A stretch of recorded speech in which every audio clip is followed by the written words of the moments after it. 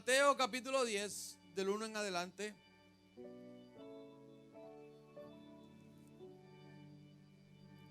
Creo que Dios nos ha venido hablando hace más de 4 años, hace 4 años. Dios ha venido con esta iglesia en una transición muy fuerte a traer un fundamento. Creo que esto comenzó cuando el pastor Pepe tomó la iglesia en el 2008. Esta iglesia dio un giro espiritual, dio una vuelta al fundamento, diga fundamento, de la palabra, al fundamento de Jesús, al fundamento apostólico que dice la Biblia. Hay gente que tiene problemas con esa palabra hoy en día porque el sector religioso la ha malinterpretado o sacado de contexto. Pero eso nosotros caminamos sobre el fundamento apostólico, está en la Biblia. Y de eso vamos a hablar mucho este año. Para que usted entienda, yo no voy a hablar nada que no esté en la Biblia. Y si está aquí, yo lo tengo que predicar. Y si está aquí, yo lo tengo que hablar. Y si está aquí, yo lo tengo que creer. Y si está aquí, yo lo tengo que practicar. Aquí está todo el consejo de Dios para nosotros. En la Biblia, lámpara es a mis pies tu palabra y lumbrera mi camino. Me alumbra y me guía. Amén. Así que yo comenzó en el año 2008 a hacer algo en esta iglesia, a establecer un fundamento, a cambiar muchas cosas, a romper muchos patrones humanos, orgullo, arrogancia, separación de sectores de gente, de unos que son mejores, otros que son mayores. Como suele suceder en la Biblia está llena de hombres que cometieron errores. Y la Biblia está llena también de hombres que cometieron errores y arreglaron su vida y enderezaron los caminos. Otros que vinieron a traer restauración, otros que vinieron a traer palabra de juicio, palabra de dirección. Y en estos 4 años el Señor nos ha venido, yo he seguido en el mismo fundamento, construyendo sobre lo edificado. Yo no he roto el fundamento que fue puesto, ni he quitado el fundamento que fue puesto. Creo que estamos profundizando más y entrando más, porque el tiempo se hace difícil, el tiempo es corto y necesitamos con urgencia, el mundo necesita con urgencia la manifestación gloriosa de los hijos de Dios, que es la iglesia del Señor Jesús. Yo no puedo hablar de todo lo que se habló allí, no puedo soltar todos los mensajes que los tengo, casi todas las notas escritos y los vamos a estar hablando y predicando, y Dios nos habló de una manera especial. Pero una de las interrogantes, después de escuchar tanto, yo decía, lloré muchísimo allí, fui confrontado, fui roto, fui cambiado, me vi en un espejo. ¿Qué no hicieron conmigo allí? Fui desnudado por la palabra. Esta convocación tuvo un sabor muy sincero. Hubo de mucha transparencia de parte de todos los ministros, y yo estaba como pez en el agua, porque ustedes saben cuán transparente me gusta ser a mí. De hecho, mencioné que una de las cuando me tocó ministrar las ofrendas, dije que una de las mayores cualidades que debe tener un ministro es la transparencia. Yo no soy un superhombre, yo soy un hombre de Dios y busco a Dios, pero yo no soy un superhombre. Usted no me verá aquí con un guille mostrando otra cosa que yo no soy, queriendo hacerte sentir a ti como que eres menos espiritual y que yo estoy a un nivel espiritual por encima de ti. Jamás. Y lloraba al Señor en aquel altar. Lloraba un día donde lloraba y le decía, Señor, no permitas que la arrogancia. Yo le decía, Señor, no permitas que jamás yo me lo crea, porque de eso se trata. Ni Jesús se lo creyó. Ni Jesús, siendo el Hijo de Dios, llamado al ministerio, a lo que el Padre lo envió a la tierra, se lo creyó. Jesús caminaba con humildad. Jesús era un hombre de la gente. Se trata de transparencia, se trata de la gente, se trata del corazón de la gente. Ayer tuve una experiencia, quiero hablar, no hablo de nombres, no me gusta mencionar nombres. Pero tuve una experiencia que ya he tenido con varias figuras reconocidas en el ambiente cristiano. Y de eso se habló allí. De la idolatría que mucha gente tiene con las figuras hoy en día. Y donde mucha gente tiene los ministros y los pastores, aún en las redes sociales, los exaltan, es una cosa exagerada. Y entonces llega este momento que esta gente se lo creen, que son otra cosa. Si Dios me llamó a mí a ser una figura pública, yo tengo que saber que a mí me van a conocer en todos lados. Y yo tengo que estar disponible para la gente. Porque esa es la gracia que Dios depositó en mí. Y eso es lo que está pasando en la iglesia. ¿A dónde voy? La pregunta es, ¿sabemos lo que somos? ¿Sabemos lo que somos? Somos la iglesia. Somos el cuerpo de Cristo.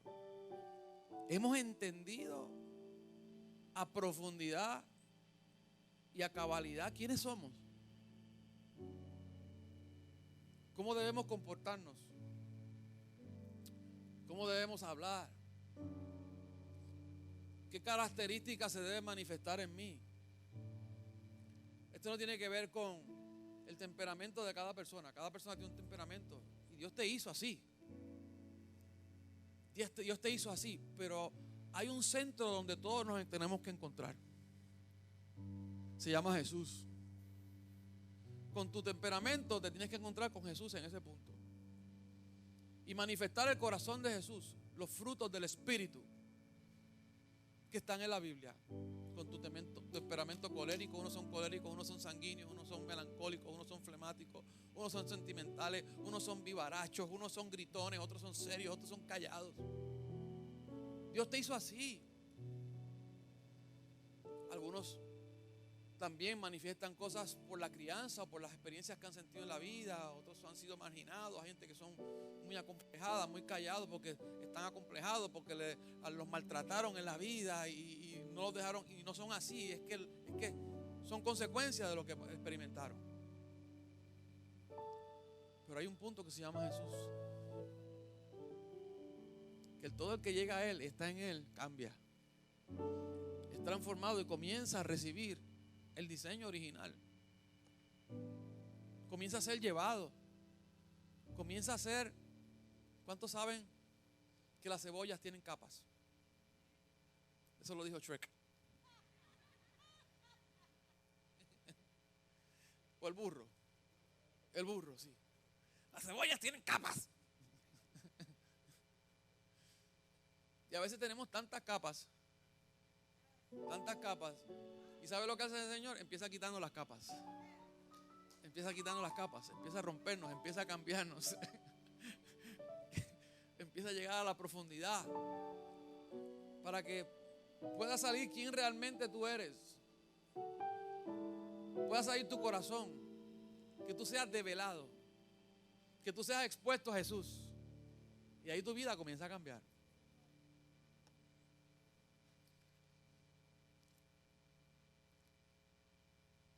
En el Evangelio de Mateo, Mateo era discípulo de Jesús. Entienda esto, 4 evangelios. Mateo, Marcos, Lucas y Juan. Mateo y Marcos. Mateo y Juan, perdón, eran discípulos de Jesús. Lucas y Marcos eran discípulos de Pablo,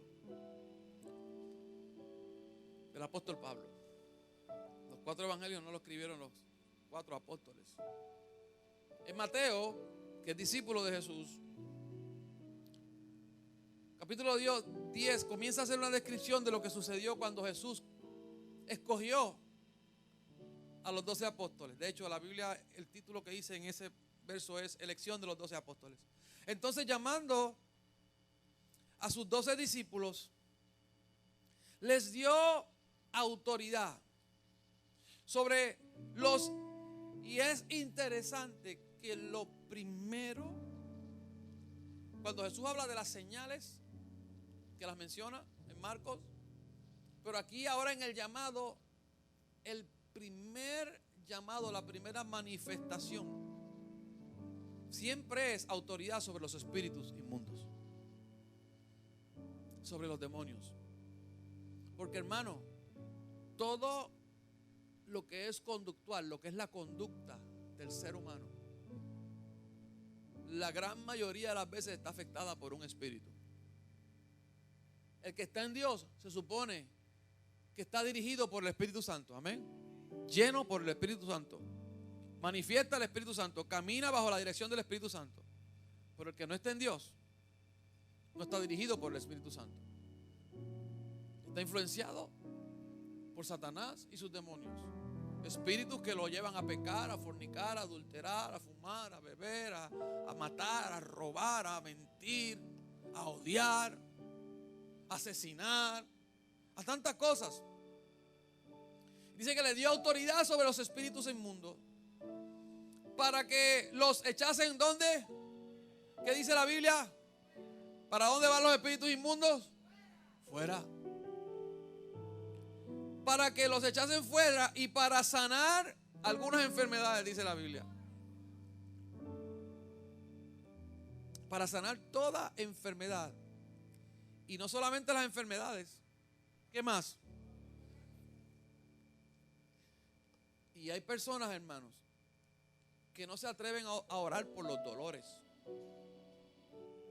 Cuando dice la Biblia que usted tiene autoridad para echar fuera toda dolencia, no solamente enfermedad, dolencia, dolores. Hay dolores que son espirituales. Toda dolencia. Entonces los nombres de los 12 apóstoles son estos. Primero Simón, llamado Pedro, y Andrés su hermano, Jacobo, hijo de Zebedeo, Juan, Felipe, Bartolomé, Tomás, Mateo el publicano, Jacobo, hijo de Alfeo, Lebeo. Ya usted sabe los chistes de Carmen, Lebeo. Ese hubiera sido un chiste de Carmen, Lebeo. Le veo, no le veo. Ya tienes ahí para el repertorio, Carmen. Le veo por sobrenombre Tadeo, Simón el cananista y Judas Iscariote, el que también le entregó. Qué cosa, que del único que hace una descripción mala es de Judas. Y entonces el versículo 5 dice esto: a estos 12 se envió Jesús. Pero es interesante que el versículo 5 va luego del 1. Primero el Señor llama y luego el Señor envía. Y hablábamos ayer de cuánta gente se está enviando hoy en día al ministerio sin haber sido llamado, sin haber sido separado. Esto no es un relajo. Si tú te llamas al ministerio tú mismo, sin esperar el orden de Dios, que Dios tiene un orden y lo sigue teniendo, al ser enviado tú vas a tener que enfrentar las consecuencias tú solo en tu llamado. Pero si Dios te llamó, Dios te respalda. Si Dios te llamó, Dios te vaquea. Si Dios te llamó, Dios te defiende, porque Él fue el que te llamó y Él es responsable de los que llama. A estos 12 envió Jesús y les dio, dice el versículo 1, dice que les dio autoridad. Dice que les dio autoridad para que sanaran, echaran fuera demonios. Pero ahora dice, y les dio instrucciones. Dios nunca te va a enviar a hacer algo sin instrucciones. Dios no cree en la improvisación. Y yo tampoco. Ay, pastor, pero es que la Biblia dice que los que son como los que son del Espíritu son como el viento, que no se sabe ni a dónde van ni a dónde vienen. Sí, pero eso no habla de inconstancia. Eso habla de un mover. Eso habla de una espiritualidad. No habla de improvisación. Dios tiene un plan. Diga, Dios tiene un plan. Dios tiene unas instrucciones, hermanos. Iglesia, Dios tiene unas instrucciones y están en la Biblia. Y les dio instrucciones diciendo: por camino de gentiles no vayan. Tenemos que entender que Jesús cuando vino al pueblo de Israel. No vino ni a bregar con los romanos. Yo quiero que usted me siga muy atento para que usted vea para dónde yo voy. Los apóstoles eran judíos, eran hebreos. Él vino a trabajar con ellos, Él vino a llamarlos, Él vino a capacitarlos, Él vino a prepararlos. Y a esos que Él llamó, los envió con unas instrucciones. No vayan donde los gentiles, no vayan ni donde los samaritanos, ni donde los filisteos, ni los romanos, ni los griegos. Vayan a los judíos. Por camino de gentiles no vayan. Y en ciudades de samaritanos no entréis. Fíjate que ni Él mismo entró. ¿Se acuerdan dónde Él tuvo un encuentro con la mujer samaritana? En el pozo a las afueras de la ciudad. Y después de haber evangelizado a la mujer y sanado a la mujer y convertido a la mujer, ella fue a la ciudad y trajo a los samaritanos a donde Él. Ni a la ciudad de samaritano no entréis, sino id antes. ¿Qué quiere decir? Que había un después. No es que no iban a ir a Samaria, no es que no iban a ver. Antes de ir allá, vayan a un lugar. Antes de ir allá, vayan a las ovejas perdidas de la casa de Israel. Ovejas perdidas de la casa de Israel. ¿De qué casa de Israel? Del pueblo de Dios. Había gente perdida en la casa.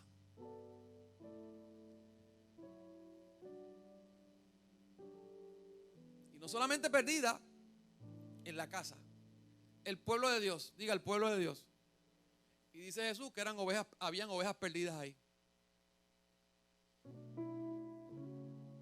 Y Él mandó a los apóstoles, los comisionó, les dio autoridad en su nombre para ir a la casa de Israel primero, antes a la casa de Israel.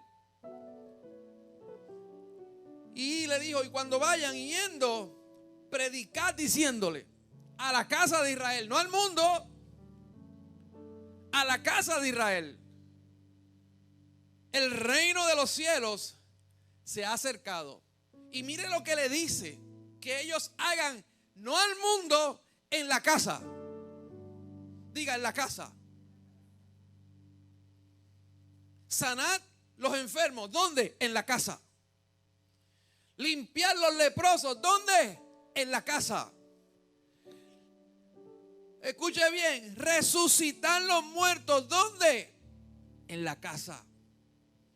Echar fuera demonios, ¿dónde? ¿Dónde? ¿Dónde? En la casa. De gracia recibiste, da de gracia. Y en esta mañana el tema es: limpiemos la casa. Limpiemos la casa.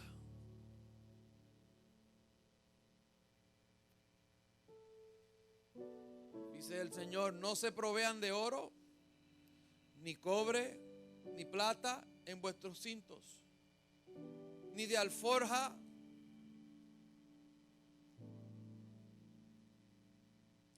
para el camino, ni de dos túnicas, ni de calzado, ni de bordón, porque el obrero es digno de su alimento. Mas en cualquier ciudad a donde entréis, informados quién en ella sea digno, y posad allí hasta que salga, y al entrar en la casa saludarla. Y si la casa fuere digna, vuestra paz vendrá sobre ella. Mas si no fuere digna, vuestra paz se volverá a vosotros. Si alguno no os recibiere, si alguno no los recibe a ustedes, apóstoles, con este mensaje, con esta sanidad, ni oyere vuestras palabras, salid de aquella casa.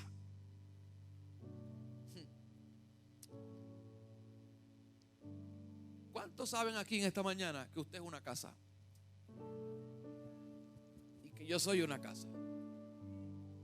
El Señor está dando instrucciones que al que no oiga el mensaje, yo no entre más a esa casa.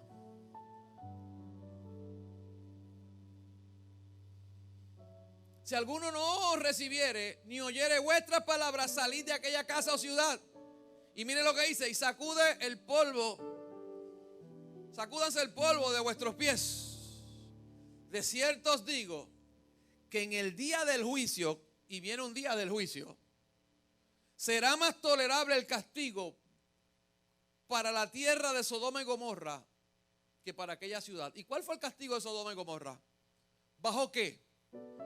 Azufre y fuego del cielo. Imagínense esto. Va a ser más tolerable, va a ser más fácil llevar el castigo del fuego y azufre que el que viene para la casa que no oiga. Esto se cumplió.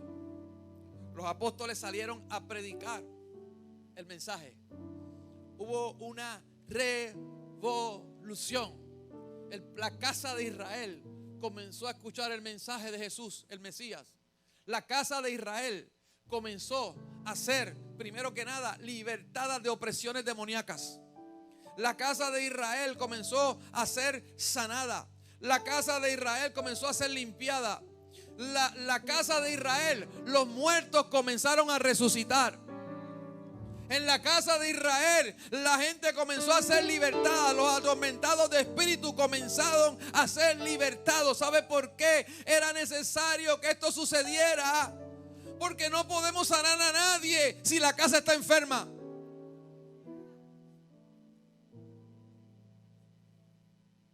No podemos limpiar a nadie si la casa está sucia. No podemos resucitar a nadie si estamos muertos. No podemos libertar a nadie si estamos atados. El Señor está llegando a su iglesia, aleluya, a limpiar la casa. En el mundo entero el Señor está limpiando la casa. Ya los apóstoles fueron a la casa de Israel. Pero ahora, luego que ellos cumplieron con la misión, pues le dijo primero vayan a la casa de Israel. Luego cuando Jesús, antes de ser levantado al cielo, le dio una nueva comisión. Ya fueron a la casa de Israel, ahora vayan por todo el mundo y prediquen este evangelio. ¿Qué evangelio? El evangelio de la libertad, el evangelio de la sanidad, el evangelio de la resurrección.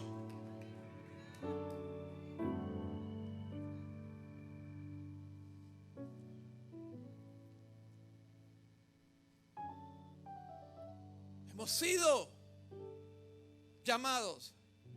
Hemos sido separados para un llamado. El Señor nos ha llamado a nosotros con un llamamiento a libertar, a sanar, a ir. Pero Dios tiene que sanarnos primero. Dios tiene que libertarnos primero. Hace falta libertar la casa del Señor. Hay gente en la iglesia atada. Hay gente en la iglesia atormentada por espíritus.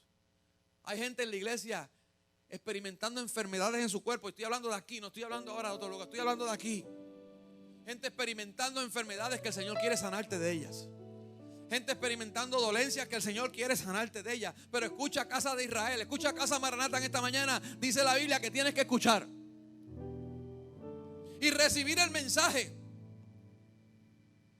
Si alguno no recibiere y no oyere vuestras palabras, ¿qué es lo que quiere el Señor? Que reciban la palabra. ¿Cuál palabra? La palabra del reino, la palabra de esperanza. Israel estaba en su peor momento. Estaba en le llaman un oscurantismo. No había profeta. Había un silencio de Dios. Todo era rutina. Todo era un protocolo. Estaba el templo, estaban los sacerdotes, pero no en su forma original. El sacerdote Caifás, el sumo sacerdote, que en el tiempo de Jesús fue el que lo juzgó, el que lo entregó, no era sumo sacerdote de la descendencia de Aarón. Era una posición comprada, era una posición política, puesto por los romanos, negociado por los romanos, usado por los romanos. El sistema sacerdotal estaba corrompido. El sistema farisaico Los fariseos tenían sus grupos, tenían su secta, tenían su cosa, se vestían muy lindo, hablaban muy lindo, conocían la Biblia de rabo a cabo, pero no sanaban a un enfermo, no libertaban a un endemoniado, no ayudaban a un pobre. No había poder, no había manifestación, porque estaban enfermos, porque estaban atados. Y el Señor vino a bregar con ellos. El Señor vino a limpiar la casa. Y yo creo que el Señor está limpiando la casa. Yo creo que el Señor Jesús está limpiando la iglesia como limpió a Israel, nos va a limpiar a nosotros.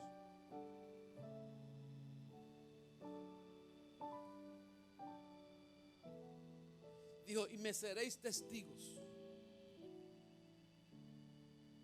en Jerusalén, en Samaria, hasta los confines de la tierra. ¿Sabe lo que dijo Jesús?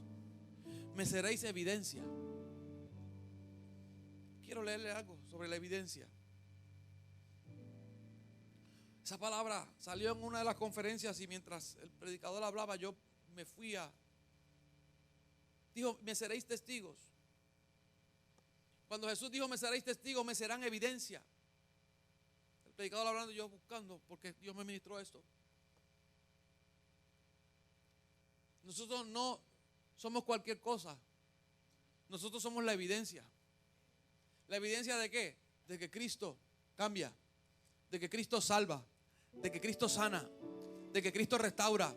Somos la evidencia de que Cristo viene. Somos la evidencia de que el Espíritu Santo es real.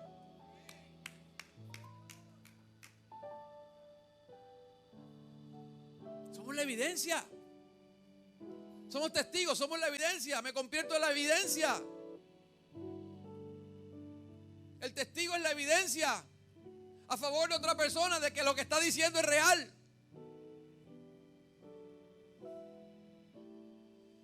Y yo busqué, ¿qué quería decir evidencia? Evidencia significa cualidad de evidente. Cualidad de evidente.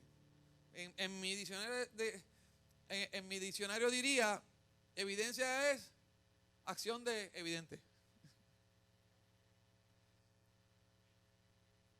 Dice, evidencia es cosa o tema que es evidente. Pero entonces me lleva a buscar que es evidente. Evidente es que es tan claro y patente que no puede ser puesto en duda o negado. Mi Dios es tan claro y patente que no puede ser puesto en duda o negado. Mi Jesús es tan claro y potente y patente que no puede ser puesto en duda o negado. El Espíritu Santo es tan claro y patente que no puede ser puesto en duda o negado. El Evangelio es tan claro y patente que no puede ser puesto en duda o negado. El poder del Evangelio, el poder de este mensaje es tan claro y patente que no puede ser puesto en duda o negado. La pregunta es, ¿lo creemos nosotros? ¿Es evidente en nosotros? ¿Qué nos está pasando? ¿Qué estamos viviendo? Nosotros, ¿hay una evidencia en nosotros de que este evangelio es real o es simplemente que yo vengo a la iglesia porque tengo la conciencia, me acusa? Y pues yo sé que si voy a la iglesia, pues ese día me siento bien. Pero los otros 6, ¿cómo te sientes? Porque la evidencia mía es diaria. La evidencia mía es real. La experiencia, gloria a Dios por la experiencia. Yo creo en las experiencias, pero las experiencias no cambian a nadie. Yo he visto gente que tiene muchas experiencias y después de la experiencia hacen 20 barbaridades. La experiencia te cambió. La experiencia se convirtió en una evidencia, en algo real. La evidencia de la oración en tu vida. iglesia ora. La iglesia ora. Si ustedes oran aquí. Si no, yo estoy hablando del culto. Yo estoy hablando si tú oras en tu casa. Si tú no oras en tu casa, estás enfermo. Estás enferma. Eres casa de Israel que necesita una visitación. Si tú no estudias la palabra, estás enfermo, estás enferma, estás atado. No, yo no estoy enfermo, yo no estoy atado, yo no tengo nada, estoy sanito. Puedes estar sano del cuerpo, pero estás enfermo del alma.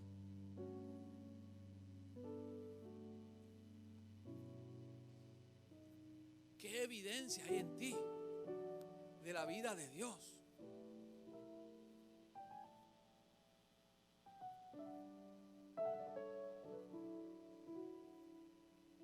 Gloria a Dios por venir. Pero hay gente que llevan años en la iglesia por cargos de conciencia. Yo le llamo el bautismo del domingo. Voy el domingo a lavarme la conciencia para sentirme que Dios puede hacer algo por mí, lo cual es real. Dios lo puede hacer. Pero hay algo que se llama una decisión, donde yo tengo que decidir que esto no es una mera acción religiosa de venir a un edificio o a una comunidad de fe, donde yo tengo que tener una vida de relación con Dios. Tan sencillo como hablar con Lourdes y como hablar con Lourdes. Las dos son Lourdes. ¿Sabían que eran Lourdes? Ok.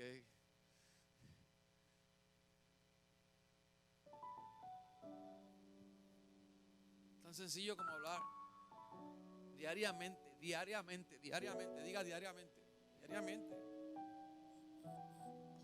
Si no estoy enfermo y decimos, no, estamos bien, estamos en avivamiento, estamos en gozo, somos la iglesia que ama, esta iglesia está creciendo, el avivamiento sí, pero crecimiento numérico no es igual a crecimiento espiritual.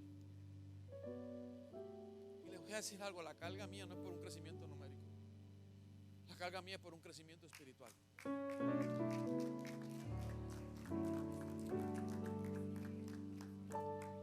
Porque desde un niño puede entender, pequeñito,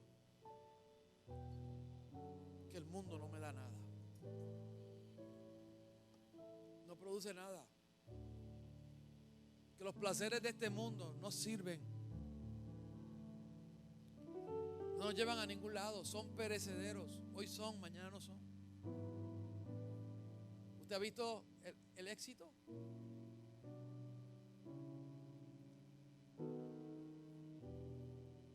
José Feliciano, gran cantante, ¿verdad? Puertorriqueño, ¿verdad que sí? Canta lindo, toca lindo. ¿Dónde está hoy? Para esta generación. ¿Quién es para esta generación?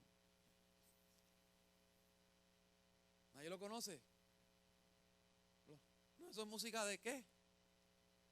¿De qué? De viejo. Un día Bad Bunny va a hacer música de viejo.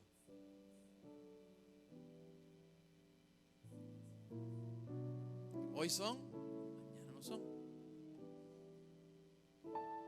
Pero la Biblia dice, séquese la hierba, marchítese la flor, pero la palabra del Señor permanece para siempre.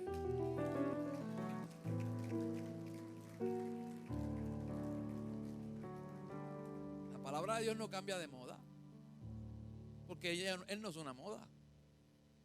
Hay una iglesia ahora que todo es moda. La palabra de Dios no tiene que ver con la forma en que tú te vistes. Podemos cambiar de temporada, gloria a Dios. Nada malo con vestirse lindo, en vestirse al día. Antes eran los pantalones campana, ahora son más slim, más tubiaditos.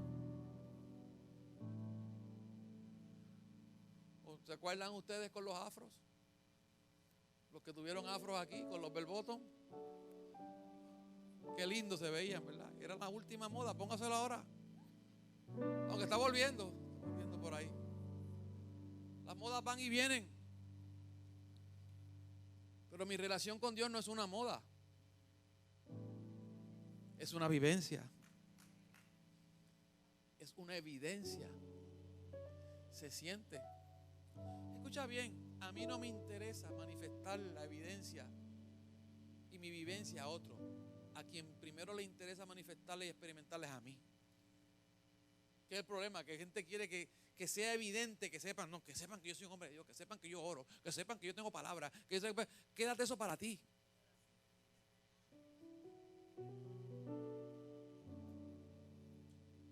De aquí yo salgo a comer como cualquier otra persona y a hablar como cualquier otra persona. Que hablamos del reino, que sí, chévere, pero hablamos y qué, el trabajo, todo bien, y llenaste los informes ya antes de irte. ¿Sí? Todo ready. Ok. Mira, yo no puedo con estos espiritualones. Y yo hablo de la palabra, y soy hombre de Dios, y yo amo la palabra, ¿se me entiende? Pero esto es es una vivencia, y cuando tú vives, tú eres. Tú eres, está en ti, está. Lo tienes como impregnado dentro de ti. Y de lo que tú estás lleno, se te sale. Tú vas a hablar de lo que... Pero Jesús estaba hablando con la mujer samaritana y vinieron los discípulos y lo vieron hablando con ella y dijeron: Jesús con una mujer. Sí, lea. ¿Verdad, pastor? Sí, está en la Biblia. En la mía y en la que usted tiene. Los discípulos dijeron: está hablando con una mujer. Yes, tenemos novia, Jesús.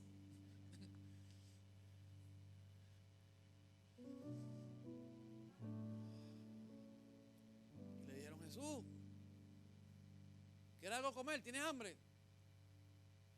Porque Jesús comía y sabía cocinar.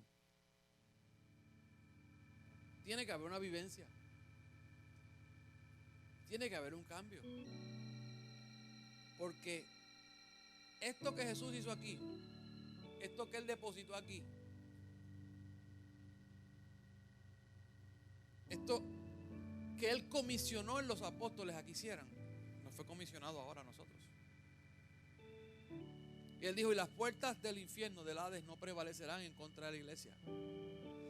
Para que las puertas del Hades no prevalecieran en contra de la iglesia, el pueblo de Israel tenía que ser sanado primero. Yo estoy creyendo que la iglesia tiene que ser sanada primero, antes que se levante una iglesia que el Hades no pueda resistir. Porque si todavía la iglesia propiamente no está resistiendo el Hades, ¿qué vamos a hacer afuera?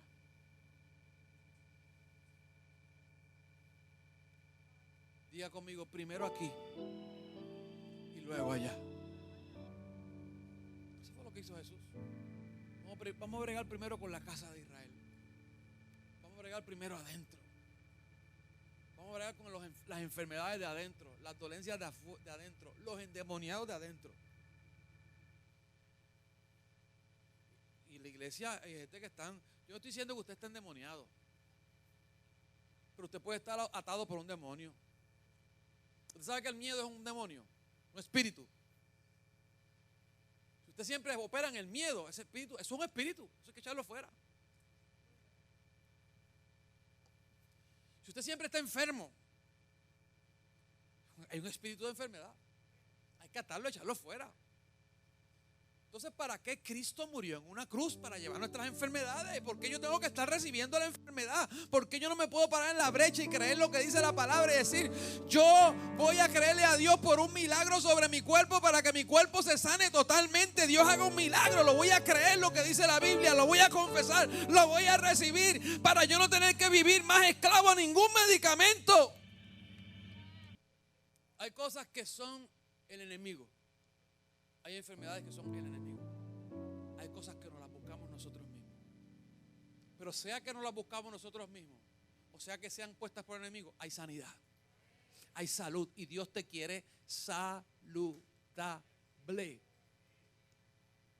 Si no, no hubiera mandado a su hijo a cruz. Si hubiera muerto, escucha esto. Wow, Dios mío, Señor. Súbeme el órgano que ahora se puso bueno. Soltar esta bomba. ¿Por qué de Jesús nosotros somos curados? ¿Por su qué?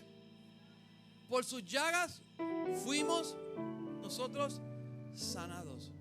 Si Dios no hubiera querido que en el sacrificio de Cristo hubiera sanidad para ti, no lo hubieran azotado, lo hubieran crucificado solamente.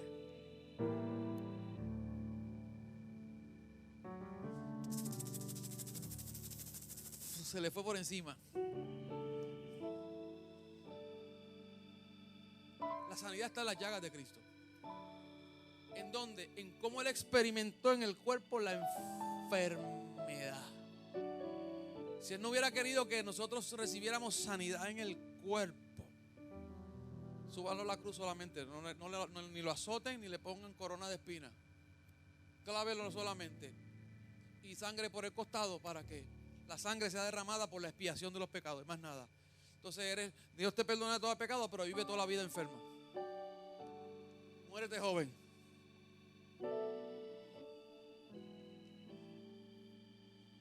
No hemos entendido. Todavía yo estoy predicando aquí, hay gente que no me cree. Tienen el freno puesto. Yo creo en la medicina, escúchame bien. Yo creo en la medicina, yo creo que los hombres Dios les dio sabiduría. La medicina salva a gente, ayuda a gente. Pero cuando la medicina te esclaviza, dice que Jesús llevó la cautividad. A mí lo único que me puede esclavizar a mí es la palabra. Y mi servicio a Dios, mi obediencia a Dios es la única esclavitud que yo quiero. Todo lo otro que me esclavice no viene de Dios.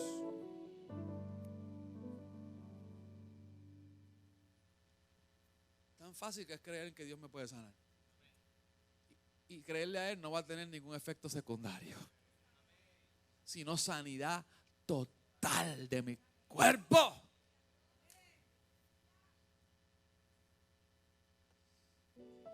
Pero el mundo, el sistema, nos ha arropado de incredulidad. Yo creo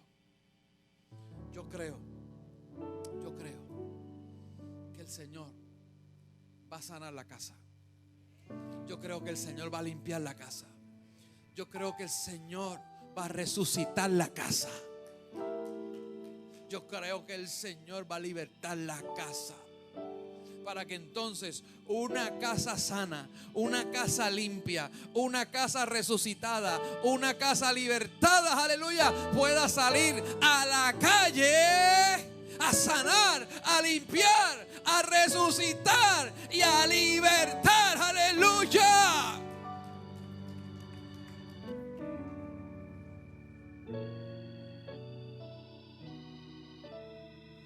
Yo quiero que la paz del Señor venga sobre esta casa. Que esta sea una casa que reciba, que escuche, que tenga los brazos abiertos a lo que Dios va a hacer, a la limpieza que Dios va a hacer en esta casa. Dios va a limpiar, Dios va a restaurar. Hoy es un nuevo comienzo. Ese era el tema que yo tenía para hoy, nuevos comienzos. Yo creo que es un nuevo comienzo. Dios trae un nuevo comienzo para nuestra vida.